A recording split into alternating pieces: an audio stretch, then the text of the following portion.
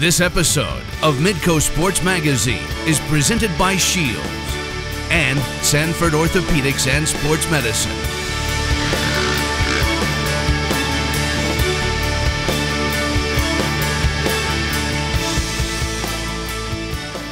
Hello, welcome again to Midco Sports Magazine. We are beating the odds in this month's episode. We have an update on a story we had here on the show last basketball season. A referee who had a heart attack while working a game, working his way back for this season. And a young coach in Aberdeen proving that she can get the job done, behind the bench in hockey and on the sideline in football. But we start with a young woman from Sioux Falls who had a goal, run and finish a 5K race. But as David Brown explains, circumstances can sometimes make even a simple task very difficult. Freedom is a fickle concept when the walls of a hospital limit your boundaries. Confined to a bed with a myriad of tubes and staff attending to her every need, Lexi Valentine has gotten used to a never-ending cycle of assistance. It's clear she receives all the help that's necessary, but the reason for the help remains a mystery. At the time, they didn't know the name of it, but what we did know is that she needed an all-amino acid-based formula and that she was failing to thrive and just sick, vomiting nonstop, crying nonstop. The first diagnosis came when she was about 2.5 months old, and there's continued to be additional diagnoses through the years. Now at the age of 16, the number of Lexi's conditions almost mirrors her lifespan. Anhidrosis, HSA and untyped, I can't fight infection, and then there's quite a few others. She has low immune globulin, so she doesn't fight infection like we do. She has high immune globulin D, which causes an inflammatory syndrome. She has autonomic dysfunction, small fiber neuropathy, accommodative paresis in her eyes, which essentially is her optic nerves are now paralyzed. She has thyroid disease, just so many things. It's a laundry list of issues that has yet to produce a clean analysis. Simply put, doctors know Lexi has a chronic illness, but they're still not sure what that illness is. You're like, if we just knew, but it's not in the cards for us to know at this point. Every 3 weeks, Lexi stays in this room for a 10-hour infusion of immunoglobulin, which helps her autoimmune and autoinflammatory syndromes. It will provide a temporary piece to a permanent puzzle. But the reason why Lexi appears so calm is because she knows not everything is meant to fit.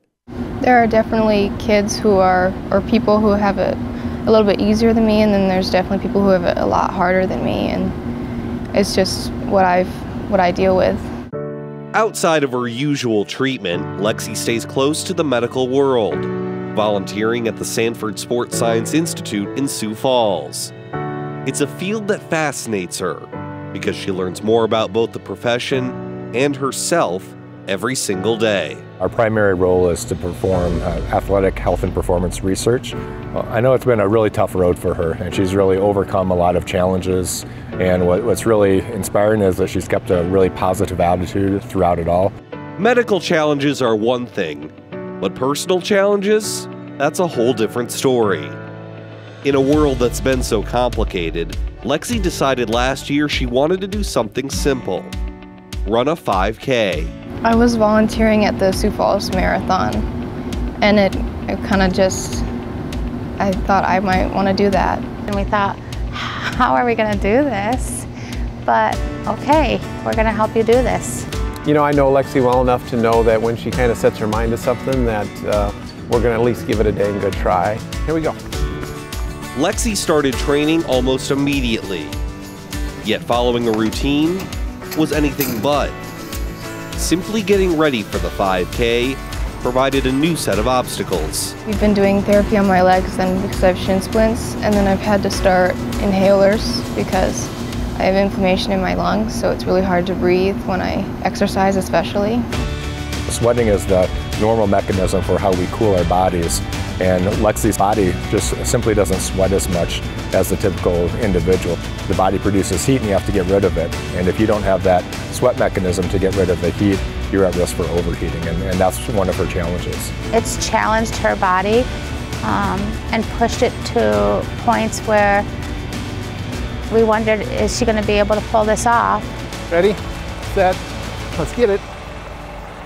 Let's finish out. Nice pace. Race day drew closer. For as much as Lexi's team of doctors and trainers could prepare her, the unknown was still keeping pace. Lexi's going to be ingesting a temperature pill, and we call it a T-pill, and this will sit in her intestinal tract, and it'll allow us to monitor her body temperature when she's running. Lexi is going to have a team of professionals and family around her. And she just wants the same things that any other 16-year-old wants, but she just has to fight harder for that. I just want to get across the finish line. Sunday, October 21st, 2018. It was snowing in Sioux Falls the week before, but an unseasonably warm afternoon provided a light for Lexi and the pursuit of her passion. Perfect weather, perfect day, perfect turnout. Perfection in the conditions provided some relief, but the beginning of the race provided some doubt. Her temperature was a little high. We were a little nervous, to be honest. We were taking her temperature every 2 minutes. There was a lot of us holding on to the pace, to the temperature and everything. Lexi's team held on to more than just the pace. They held on to her. For months, they had provided her with everything she could possibly need. They had done all they could, until they finally let go. It was just crazy that I did it. It was just really exciting. I think it was empowering. Running through that finish line is a feeling that you can't explain. I mean, you go through that finish line and people are screaming your name, and it's just exhilarating. One goal down, thousands to go. The pain and sacrifices Lexi Valentine made to finish the 5K pale in comparison to the pain and sacrifices she makes every single day. A team of support will always be around to guide her through life's complexities. But for one day, for one moment, she was simply free. It's so amazing. We've been going through this process for almost a year, so it's so satisfying to see it come to an end. She did it. It just feels awesome. She did it, and I'm just so proud of her, and I'm so proud of all the time and effort and energy and work and perseverance. I was going to finish it one way or another. You can do anything that you set your mind to. And joined now by David Brown, and huge accomplishment for her. And she did this for herself, obviously, yes, to prove it to herself, but she was helping other people while she was doing all this, right? Yeah, she was. As you saw in the story, she volunteers at the Sanford Sports Science Institute. It's a place that kind of helped her discover what she's capable of. And so when she decided to train for this 5K, her and her family thought raising money for the SSSI would also be a good idea. So they had an original goal of $5,000. They ended up raising more than $6,500, so fairly remarkable. They can't thank the community enough for their support. Very cool. So she knocks out the 5K. Yep. Does she have another goal that she has maybe coming up? Oh yeah, she has tons of goals that she wants to accomplish. Her next one, which she said pretty confidently, was to do a 20-mile bike ride. And again, she has no fear about any of these kinds of things, despite the chronic illness and the medical conditions she deals with. As for her career, she wants to be a doctor. She wants to study chronic illnesses. She wants to find out why she is the way she is and maybe help other kids in the future. She's a remarkable girl, very inquisitive mind. The future is definitely bright for her. Great story. Thanks a lot. David Brown. Up next, there are still gender boundaries when playing sports and in coaching them, but not for this young woman from Aberdeen. Her story coming up next. Midco Sports Magazine on Midco Sports Network is presented by Scheels and Sanford Orthopedics and Sports Medicine.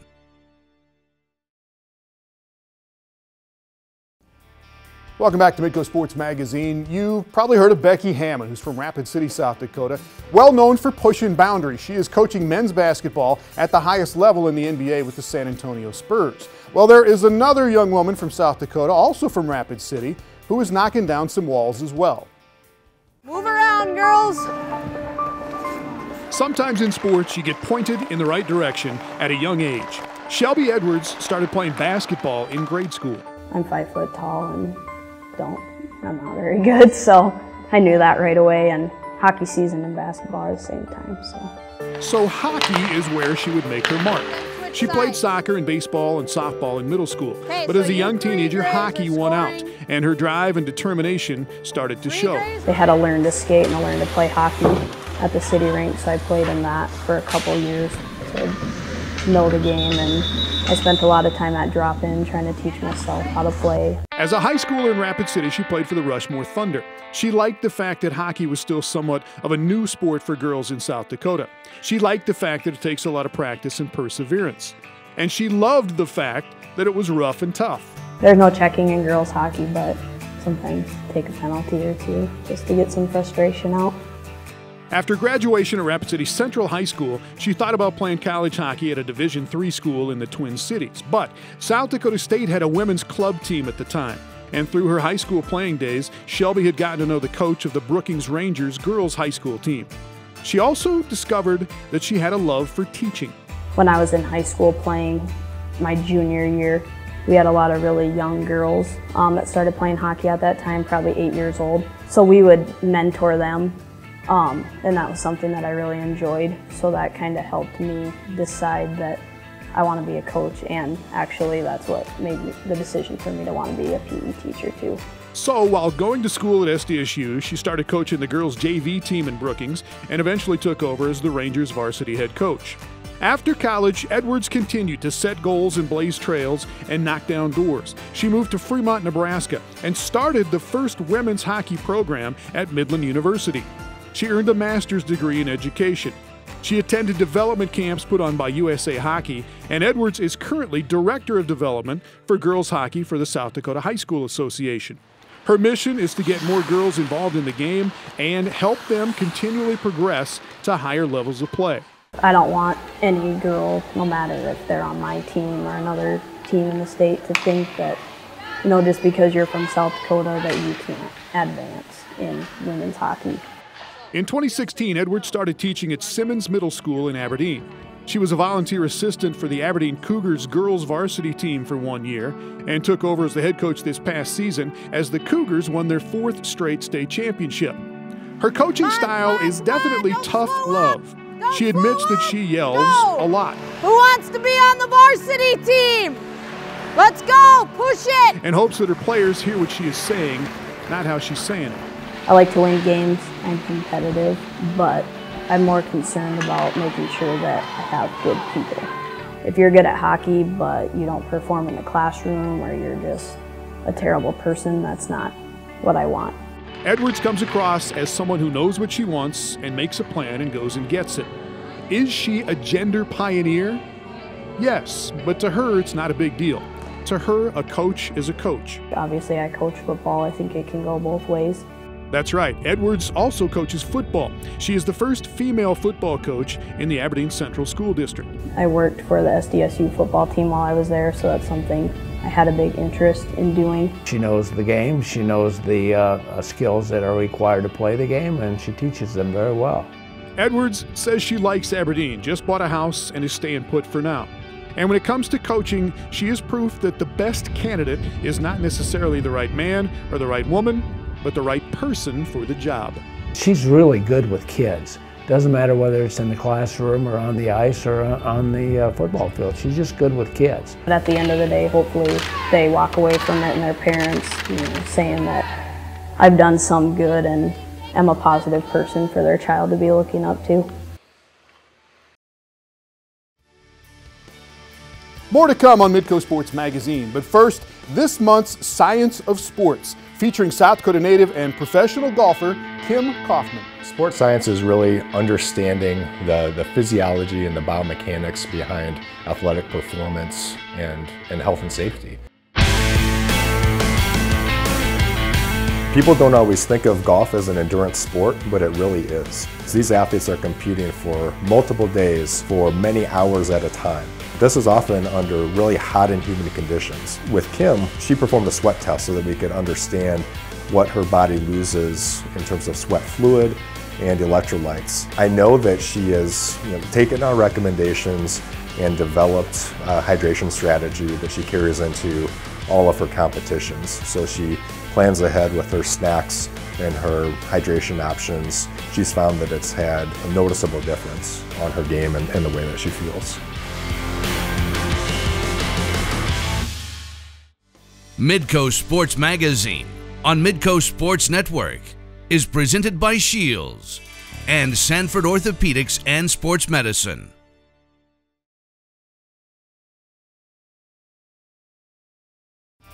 Welcome back. We finished up with a follow-up on a story we brought you this past April at the end of last basketball season on a local referee who was working his way back after a heart attack on the court. Here again is David Brown. Throughout the course of a basketball game, a referee will make dozens of calls. Some are obvious, some are questionable, and some can even be unexplainable, at least to hardcore fans. It is actually fun to watch them, and it's kind of comical when you're sitting by people and they don't know you're there with the referee. Some of the stuff that they say, you're just like, are you kidding me? But yeah, you just let it go in one ear and out the other. In the stands, it's easier to hear the insults. But down on the floor, Jeff Schroeder couldn't care less about what's going on around him, only what's right in front of him. My dad did it for years, and I started going with him when I was 4 years old. A nearly lifelong passion has allowed Jeff to referee at both the high school and college level. Basketball's definitely my favorite sport to referee. The one I consider myself to probably be the best at. You know, maybe other people don't agree with me on that. Years of thick skin have given Jeff a good sense of humor about his part-time job. He never concerns himself with the calls he makes.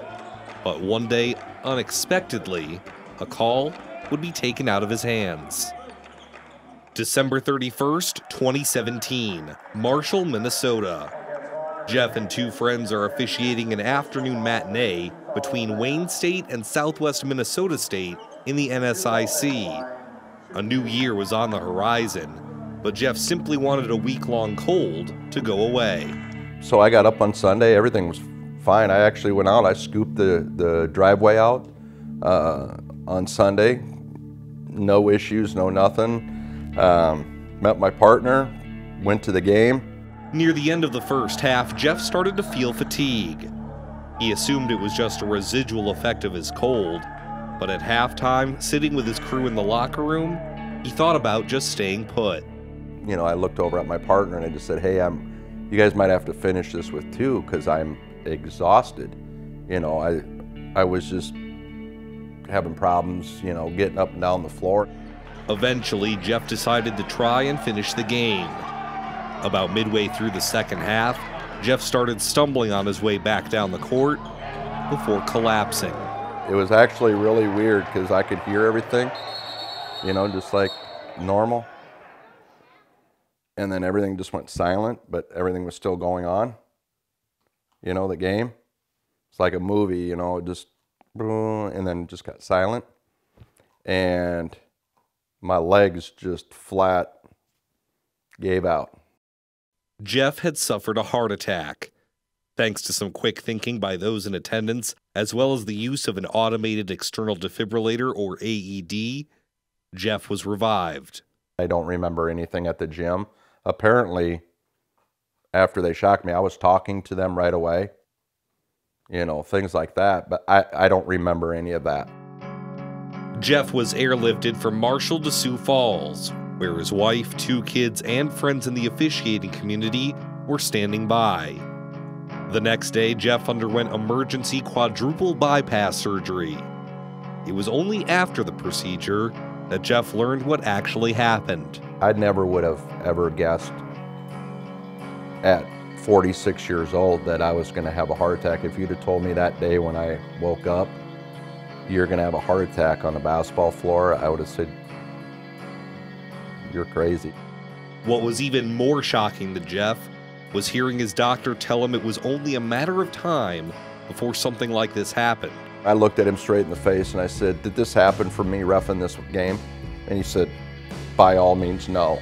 This could have happened the next day walking out to get the mail. It had been building in my inside of me since, he said, in my 20s, probably, you know. So it just so happened that was the night that it happened. Doctors told Jeff the episode was likely hereditary. Jeff's grandfather also suffered a heart attack roughly around the same age, and Jeff's mom also underwent quadruple bypass surgery nearly 20 years ago. I've been down this road with a few people in my own family, so I kind of knew what to expect. And I knew I was going to have my hands full with recovery after the fact, because it's a long procedure and it's a long getting back on the road to recovery. And for me, I just had to wrap my brain around it. I told them that when I'm done with physical therapy, I wanted to be running. For the time being, Jeff runs on a treadmill, trying to get back to full strength. His rehabilitation has taken up most of this winter and spring, but the end of the tunnel is in sight. He wants to get back on the court. And that's one of my biggest goals that I have, is to get back to that. That's been hard, not being able to go, 3 nights out of the week with my buddies. I 100% guarantee he'll be back out there refereeing next year. It's what he loves to do. He's got a passion for it, and I just think all the referees are waiting for him to come back. It's the soundtrack to a timeless classic, and it's exactly what Jeff Schroeder wanted to hear. Nearly 10 months to the day after his on-court heart attack, Jeff returned to the hardwood. I had a lot of things running through my mind when that jump ball went up. If it would have been a bad toss, I wouldn't have been able to call it back, because I wasn't even paying attention to that. From the outside, Jeff was just officiating another game. But on the inside, he knew what it meant to be out there, to be back where he belongs. Once I got going down the floor, I didn't even think of anything else. I mean, it was just back to work. Parts of my body are tired, like my legs and stuff. I thought I got up and down the court pretty good for only 10 months being out of it. Them young pups, I can still stay with them. The up and down pace certainly kept Jeff moving. And when the final buzzer sounded and his first game back was officially complete, he kept moving. There was just a natural feeling. She's been there from the start until now, every day helping me. She did a lot of things that a lot of people probably wouldn't do for me, and she's just been my world through this. I would have never been able to get through this without her. I remember talking to you about 8 months ago or so, not even 8 months ago, and I told you that I'll be back, and I knew I would be. It was just a matter on if people trusted me, and I worked my butt off to get to where I'm at right now. And back with Brownie, and David, this is great on two fronts. We need good officials. Oh, absolutely. Like yes, Jeff to be working these games for one thing. But has he had to hold back in any way or change, I guess, the way that he works a game now? He's back to a regular schedule. Obviously, things change after a medical episode like that, but he's going to be working a full basketball schedule for the 2018-2019 season. And when we talked to him after that first game back at Morningside College in Sioux City, Iowa, he said he really had nothing to prove to anybody except himself. And being on the court and running up and down with these kids 10 months after an on-court heart attack, I mean, nothing but a remarkable story. We wish him all the best. All right, great for him. Appreciate it. David Brown. Thanks for watching Midco Sports Magazine. You can find this episode and all episodes on YouTube and on IGTV. This has been Midco Sports Magazine, presented by Scheels and Sanford Orthopedics and Sports Medicine.